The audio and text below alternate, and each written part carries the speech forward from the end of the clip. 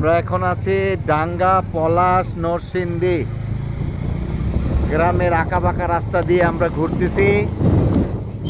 একটা জমিদার বাড়িতে গিয়েছিলাম, জমিদার বাড়ি দেখা শেষ। এখন আমরা খিচুড়ি খাবো, খিচুড়ি। ডাঙ্গা বাজারে গিয়ে খিচুড়ি খাবো, খিচুড়ি।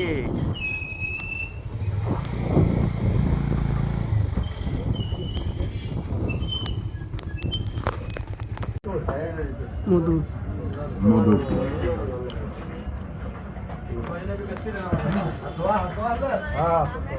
অনেক গরম। চলবো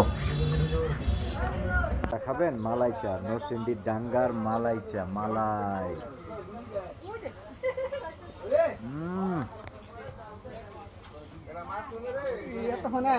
মালাই চা, মালাই মালাই মালাই, ডাঙ্গা পলাশ নরসিংদী মালাই চা।